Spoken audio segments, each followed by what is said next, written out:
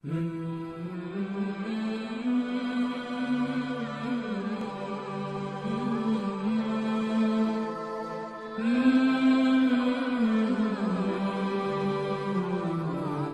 wabarakatuh. Innal hamdalillah nahmaduhu wa nasta'inuhu wa nastaghfiruh wa na'udzubillahi min syururi anfusina wa sayyiati a'malina may yahdihillahu fala mudhillalah wa may yudlil fala hadiyalah. Asyhadu an la ilaha illallah wahdahu la syarikalah wa asyhadu anna Muhammadan abduhu wa rasuluh. Amma ba'd. Jamaah salat subuh rahimakumullah. Alhamdulillah, marilah kita banyak mensyukuri nikmat yang Allah senantiasa curahkan kepada kita ya. Hari ini Allah masih membangunkan kita, Allah masih menghidupkan kita, mengembalikan ruh kita kepada badan kita sehingga kita bisa kembali hidup, kita bisa kembali beraktivitas ya. Allah masih menghendaki kita untuk menambah amal soleh. Ini adalah salah satu nikmat di antara nikmat yang banyak ya.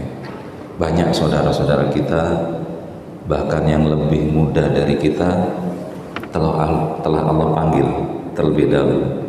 Mereka tidak sempat lagi duduk seperti kita di sini menghadiri sholat subuh berjamaah, duduk di majelis ilmu, dan banyak amal soleh yang mereka tidak bisa lakukan. Salat dan salam hendaknya semoga tercurah kepada Nabi Muhammad SAW, sahabat, keluarga, dan para pengikutnya hingga akhir zaman.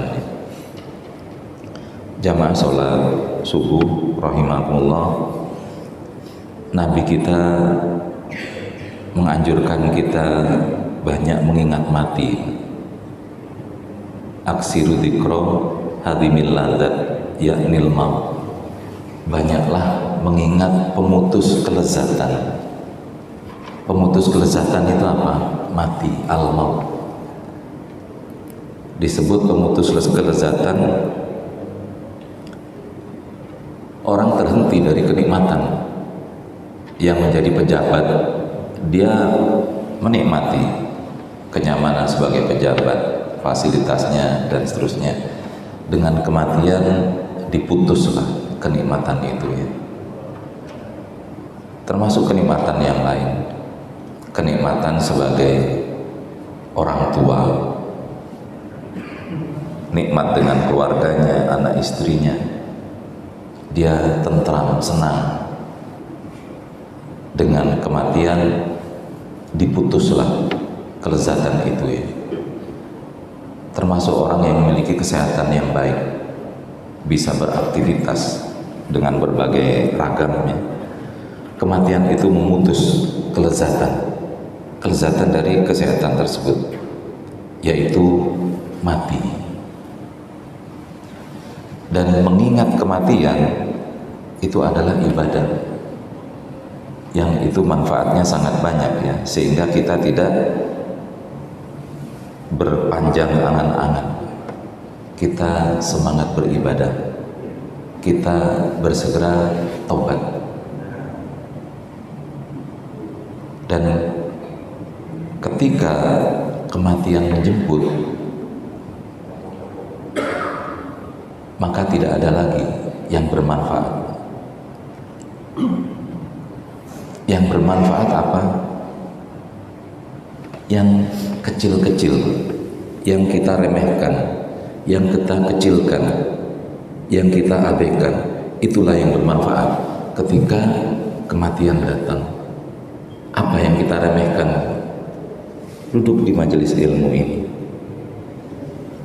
menghadiri sholat jamaah, itu kita remehkan. Tetapi ketika kematian datang, itu menjadi besar. Yang kita kecilkan menjadi besar. Membaca Al-Quran yang kita ya sempat hanya beberapa ini. Ketika kematian datang, itu menjadi perkara yang sangat besar. Adapun yang kita besar-besarkan ketika kematian datang, itu menjadi perkara yang kecil.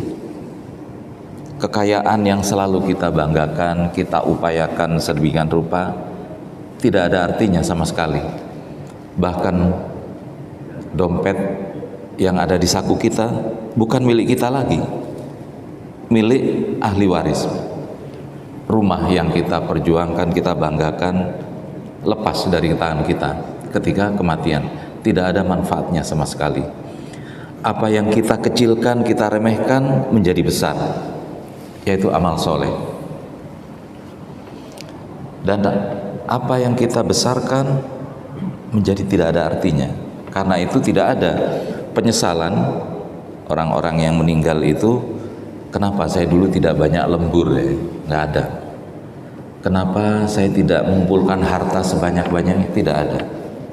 Kenapa saya tidak bekerja lebih keras mati untuk dunia? Saya tidak ada. Penyesalan orang-orang yang sudah mati adalah beramal soleh. Rabbi laula akhortani ila ajalin qarib fa as-sadaqo minas solihin. Ya Rabbu, tundalah kematian barang sejenak supaya saya dapat bersedekah. Sedekah ini gambaran dari amal soleh. Para ulama mengatakan bahwa angan-angan orang mati diantaranya pengen bisa sholat barang 1 rakaat saja, ingin sholat 1 rakaat saja tapi tidak bisa, ingin bersedekah, ingin bisa baca Al-Quran, tidak bisa lagi. Karena itu ketika kita malas beribadah, Pak, jadilah ini motivasi, Pak. Apa yang kita malas akan lakukan itu adalah angan-angan orang yang sudah mati, yang dia tidak bisa melakukan. Dia pengen sholat barang 1 rakaat tapi tidak bisa lagi. Kita mau sholat berapa rakaat bisa, Pak, tapi kita biasanya punya banyak alasan, dan nanti akan ada penyesalan. Tidak hanya orang yang buruk yang menyesal, orang baik pun menyesal. Tidak hanya orang yang jahat, orang soleh pun menyesal. Orang yang jahat menyesal karena kejahatannya, kemaksiatannya sudah jelas. Orang yang baik menyesal, kenapa tidak lebih baik lagi? Orang yang sudah sholat berjamaah di masjid, dia menyesal, mengapa saya tidak menambah dengan sholat rawatib? Karena pahala telah Allah ungkap, begitu besarnya pahala dari amal soleh. Karena itu pahala itu tidak bisa dibandingkan, Pak, dengan dunia, dengan uang, emas dan perak, tidak bisa. Ketika itu terungkap, orang-orang menyesal. Mengapa dulu saya tidak lebih banyak lagi sholat sunnah? Dulu mengapa saya baca Qur'annya kok cuma 1 halaman sehari, padahal saya bisa 1 juz 1 hari. Kita bulan Ramadan rajin baca Al-Quran. Nah, itu timbul penyesalan setelah kematian. Lebih baik ketika kita memiliki penyesalan ketika di dunia daripada di akhirat. Penyesalan di akhirat adalah penyesalan yang sempurna, kita tidak bisa melakukannya. Adapun penyesalan di dunia ini yang harus kita miliki, Pak. Kita harus menyesal tentang ibadah kita, sholat kita bagaimana kualitasnya. Kalau kita menyesal, kita perbaiki. Kita baca Al-Quran bagaimana kuantitasnya, kualitasnya. Kalau kita menyesal di situ, kita perbaiki, kita perbanyak, kita tadabbur ayatnya, kita baca terjemahnya, kita naik kelas. termasuk ibadah yang lain, daripada menyesal nanti setelah kita mati itu tidak ada gunanya sama sekali. Maka alangkah baiknya kita hidup ini memiliki banyak penyesalan. Penyesalan apa yang telah kita lakukan, dan dengan itu kita akan memperbaiki amal kita di sisa hidup kita, daripada kita tidak ada penyesalan dan kita merasa puas dengan apa yang kita lakukan, dan penyesalan itu baru datang di akhirat. Itu sama sekali tidak ada gunanya. Jamaah sholat subuh, kita akan melanjutkan pembahasan dari buku fikih Sirah Nabawiyah, ya, tulisan dari Profesor Dr. Zaid bin Abdul Karim Az-Zaid, ya. Pertemuan sebelumnya adalah pelajaran-pelajaran yang bisa kita ambil dari dakwah Nabi secara sirriyah, secara sembunyi-sembunyi, secara diam-diam. Jadi dakwah Nabi itu tidak langsung terbuka. Ketika umat Islam masih sedikit, masih lemah, beliau berdakwah secara sembunyi-sembunyi.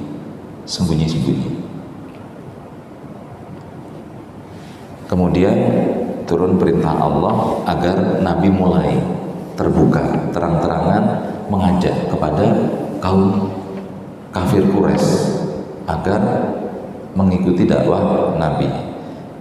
Mulai itulah penderitaan dari kaum muslimin, karena mendapat penentangan keras dari kaum kafir Quraisy.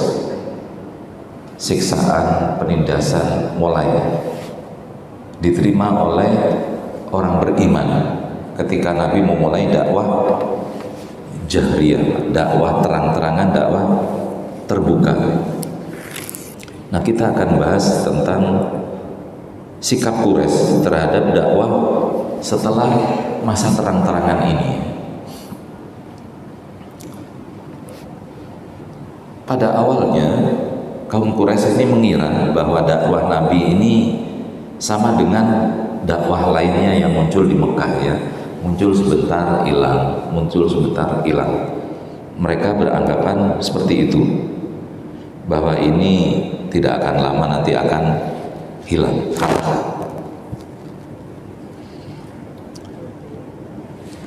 Namun setelah Rasulullah memulai dakwahnya dengan terang-terangan,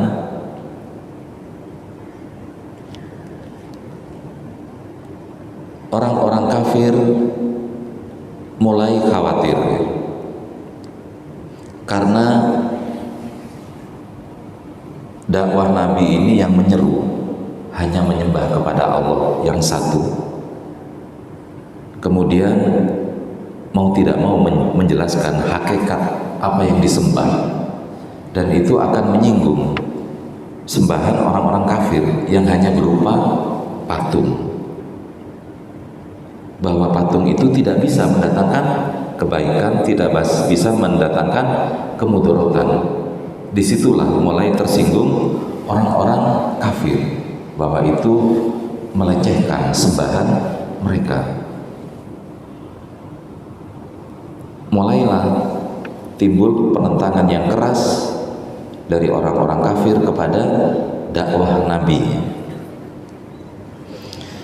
Orang kafir Quraisy menentang karena mereka memahami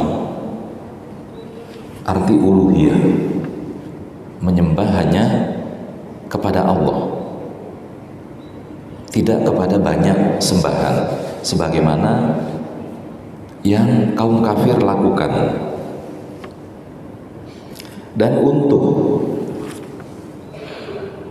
menghalangi atau mengerem perkembangan dakwah Nabi ini, orang-orang kafir mendekati paman Nabi, yaitu Abu Thalib.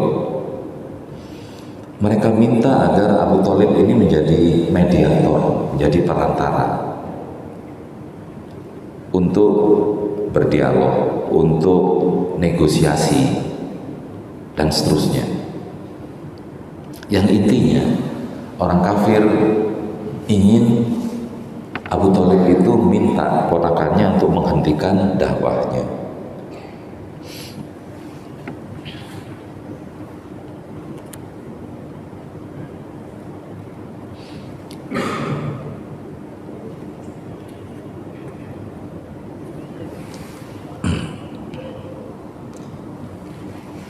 Sayangnya ternyata meskipun Abu Thalib itu masih ada di dalam kelompok kafir, jadi mereka in group ya, bersama orang-orang kafir, karena itu mereka mau bicara dengan Abu Thalib. Kalau Abu Thalib ada di pihak Nabi dalam artian mengikuti dakwah Nabi, mereka tidak akan mau berbicara dengan Abu Thalib, karena Abu Thalib ini masih kafir, jadi mereka menganggap sebagai kelompoknya. Mereka mau berunding mengajak Abu Thalib melunakkan ponakannya. Tetapi Abu Thalib dalam urusan ini, meskipun dia itu masih dalam kelompok kafir, mereka melindungi ponakannya, sehingga orang kafir enggak untuk menyakiti Nabi Muhammad. Paling yang dilakukan adalah menyakiti para pengikutnya, menyiksa para pengikutnya. Banyak sekali di dalam riwayat itu ya. Bahkan keluarga Yasir, Ammar bin Yasir itu ayah ibunya terbunuh, disiksa oleh orang kafir. Kemudian Bilal juga disiksa, dan banyak sahabat yang mengalami siksaan seperti itu. Tetapi mereka tidak berani menyakiti Nabi Muhammad karena ada Abu Thalib, yang meskipun Abu Thalib itu masih kafir, mereka mengikuti agama nenek moyangnya, tapi dia melindungi ponakannya. Ini poin yang sangat dikagumi dari peran Abu Thalib dalam membela, mendukung ponakannya, meskipun beliau tidak berakidah sebagaimana yang didakwahkan oleh ponakannya.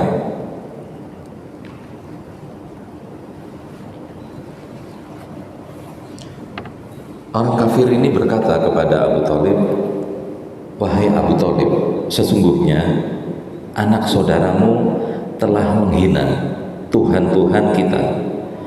Dia mencemooh agama kita. Dia menganggap kita tidak berakal dan menganggap nenek moyang kita telah sesat. Oleh karena itu, kami mohon agar kamu menghentikannya atau membiarkan kami menghadapinya sesuai dengan kebijakan kami, karena kamu juga berada di pihak kami, tidak mengikuti ajarannya. Maka biarkanlah kami membebaskan kamu dari pembelaannya." Abu Thalib menjawab, menanggapi permintaan mereka ini dengan kata-kata yang lemah lembut ya. Intinya dia tetap membela ponakannya. Nah, ini yang pendekatan yang telah gagal dilakukan oleh kaum Quraisy, yang mengharapkan Abu Thalib itu melarang ponakannya untuk menyebarkan agama. Tetapi ternyata Abu Thalib tetap membela, melindungi ponakannya, sehingga orang kafir Quraisy ini tidak leluasa untuk menyakiti Muhammad. Dia tetap melihat Abu Thalib ini, karena Abu Thalib termasuk pemuka kaum Quraisy ini. Hikmah atau pelajaran yang bisa dipetik dari perjalanan Nabi ini ketika dakwah jahriyah ya, dakwah terang-terangan. Yang pertama, pada awalnya Quraisy tidak menghiraukan dakwah dari Rasulullah SAW. Ketika beliau mulai mempermasalahkan tentang Tuhan mereka dan berbicara tentang tauhidnya, tentang keesaan Allah, serta hal-hal yang lain yang bertentangan ya dengan kebiasaan kaum kafir, maka mulailah terjadi perseteruan, pertentangan terbuka dari kaum kafir Quraisy. Mereka mulai memahami hakikat dakwah dari Muhammad SAW. Mereka baru menyadari bahwa inti agama yang didakwahkan oleh Muhammad adalah agama tauhid, yang hanya mengajak beribadah kepada satu Tuhan saja.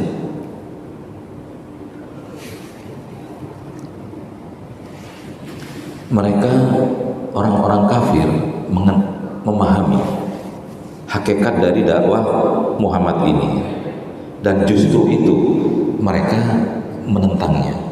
Karena mereka memahami, maka mereka menentang dakwah tersebut. Maka penulis di sini, beliau menulis, maka disayangkan bahwa pada zaman ini bahkan orang-orang muslim pun itu mereka tidak memahami betul hakikat dakwah Nabi Muhammad SAW yang mengajak hanya menyembah kepada Allah saja, berdoa hanya kepada Allah, meminta hanya kepada Allah. Sehingga ada sebagian dari mereka ini yang meminta kepada kuburan, minta kepada selain Allah. Seolah-olah mereka ini tidak memahami hakikat dakwah dari Nabi Muhammad SAW, yaitu mengajak menyembah hanya kepada Allah yang satu saja. Jadi penentangan dari kafir Quraisy karena mereka sebetulnya memahami hakikat dakwah Nabi Muhammad. Karena mereka memahami, maka mereka menentang dengan keras. Yang kedua,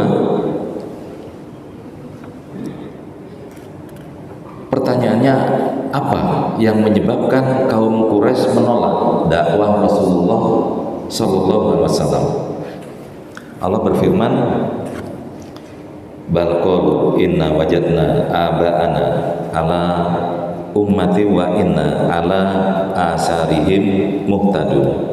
Maka dzalika ma arsalna min qablika fir qaryatin min nadhirin illa qala mutrafuha inna wajadna aba'ana ala ummati wa inna ala asarihim muqtadun. Bahkan mereka berkata, sesungguhnya kami mendapati bapak-bapak kami menganut suatu agama, dan sesungguhnya kami orang-orang yang mendapat petunjuk dengan mengikuti jejak mereka, dan demikianlah kami tidak mengutus sebelum kamu seorang pemberi peringatan pun dalam suatu negeri, melainkan orang-orang yang hidup mewah di negeri itu berkata, sesungguhnya kami mendapati bapak-bapak kami menganut suatu agama, dan sesungguhnya kami adalah pengikut jejak-jejak mereka. Az-Zukhruf 22-23. Timbul penentangan yang keras dari kaum Quraisy disebabkan adalah taklid buta dengan budaya nenek moyang. Mereka menyebut budaya yang dilakukan oleh nenek moyang mereka sebagai agama.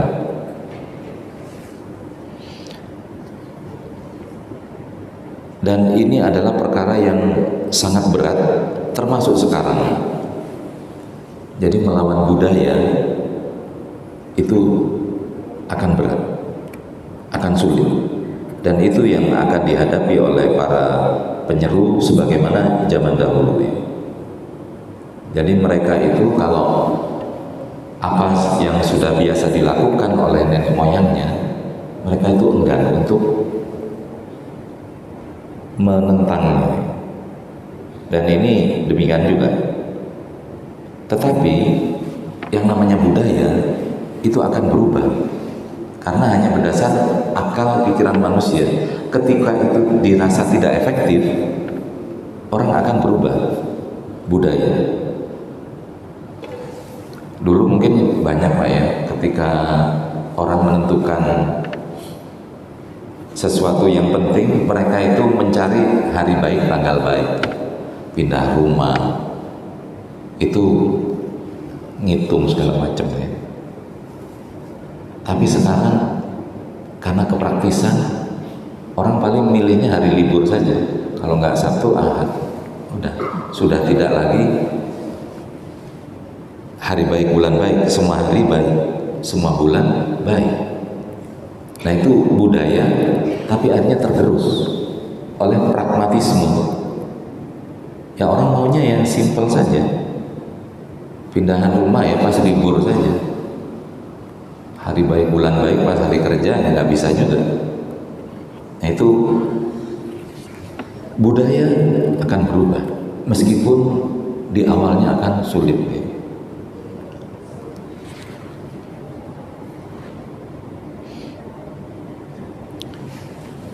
Dan berkaitan dengan budaya yang mereka pertahankan sedemikian rupa, bila dijelaskan kepada mereka, mereka tidak akan merespon dengan baik ya. Mereka merasa berat melakukan perlawanan dengan budaya nenek moyangnya, budaya negerinya. Walaupun budaya tersebut adalah taklid buta ya, berkaitan dengan pernikahan, kekerabatan, kematian, dan seterusnya. Itu akan sulit. Ibnul Qayyim berkata, masalah yang paling berat yang akan dihadapi seseorang adalah tatkala berhadapan dengan budaya lama. Bukankah rintangan yang paling berat yang dihadapi oleh para rasul adalah budaya lama yang telah mendarah daging? Oleh karena itu, siapa saja yang tidak mempersiapkan dirinya untuk meninggalkan budaya lama itu serta keluar dari ikatannya, tidak memperhitungkan konsekuensinya, maka dia akan terputus, dan kemenangan yang dinantikannya hanya akan sebatas khayalan saja.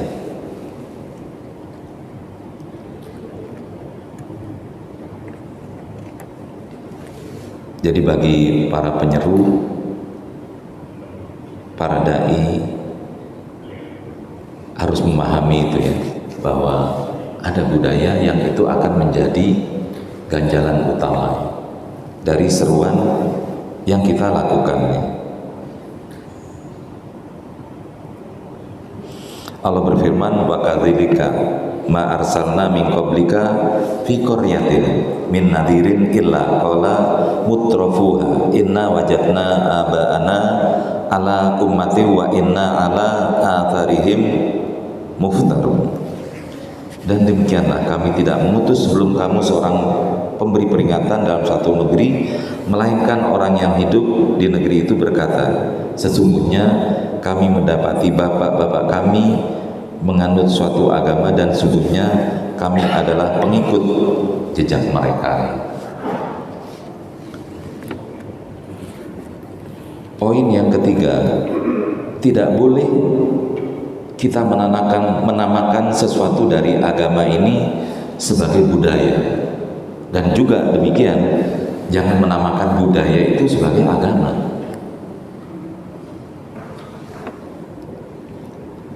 Karena kalau budaya itu ciptaan manusia, buatan manusia, dia akan berubah berdasarkan tadi pragmatisme. Dia akan berubah sesuai zaman.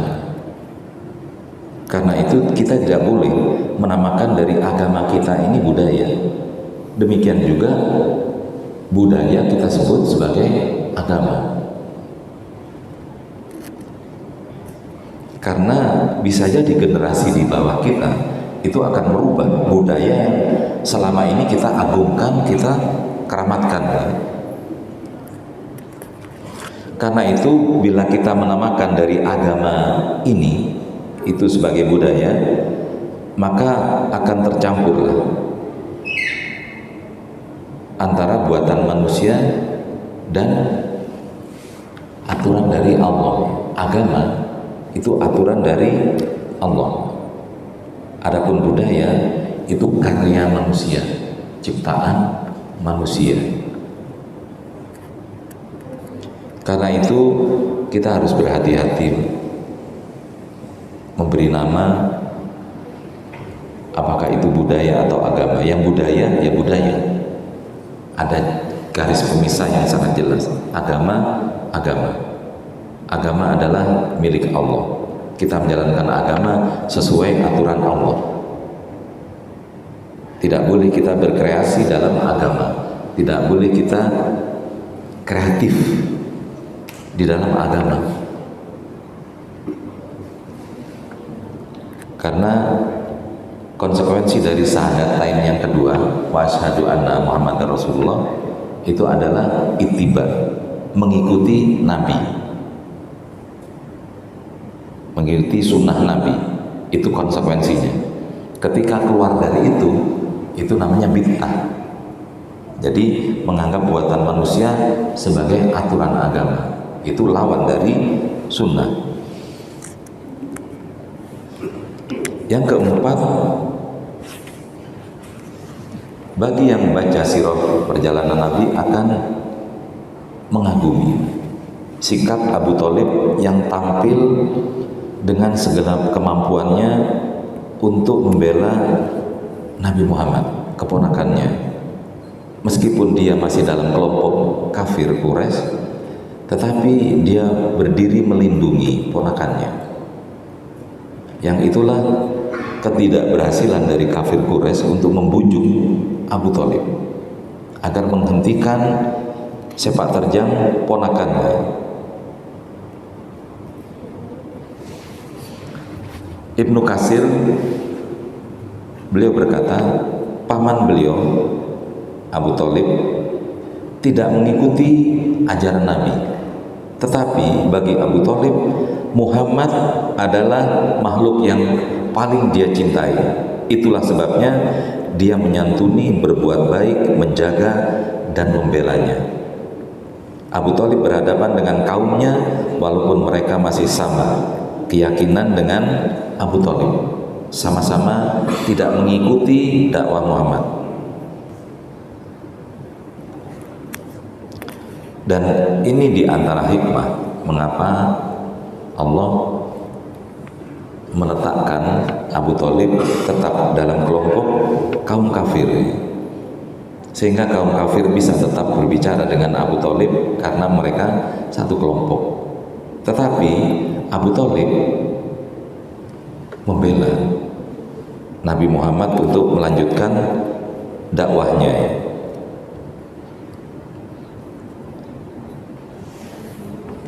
Karena itu dengan peran Abu Thalib yang seperti itu, Nabi Muhammad tetap leluasa melakukan dakwahnya meskipun mendapat penentangan dari kaum Quraisy. Hanya yang berat dialami oleh para pengikutnya yang setia, karena tidak ada yang melindungi mereka, menjaga mereka, menjadi sasaran dari kemarahan orang-orang kafir Quraisy. Yang kelima, sikap Abu Thalib yang tampil menjadi penolong Rasulullah walaupun tetap dalam kemusyrikan, dan Rasulullah menerima bantuannya. Itu semua menunjukkan bolehnya menerima bantuan dari orang musyrik dengan syarat-syarat tertentu. Ibnu Qayyim rahimahullah berkata, meminta bantuan kepada orang musyrik yang bisa dipercaya dalam jihad fisabilillah diperlukan, dibolehkan kalau itu dibutuhkan, ya.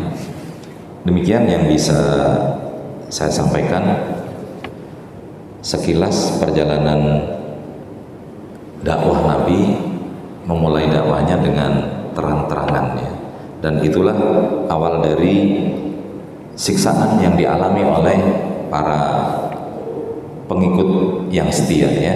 Sebagian mereka mati karena siksaan tersebut, ya. Mudah-mudahan yang sedikit ini bermanfaat, terutama saya pribadi dan kita semua. Semoga Allah senantiasa menjaga kita dalam keistiqomahan. Janganlah mati kecuali tetap berpegang kepada agama Islam. Kita tutup dengan doa kafaratul majlis. Subhanaka Allahumma bihamdika asyhadu an la ilaha illa anta astaghfiruka wa atubu ilaik. Wassalamualaikum warahmatullahi wabarakatuh.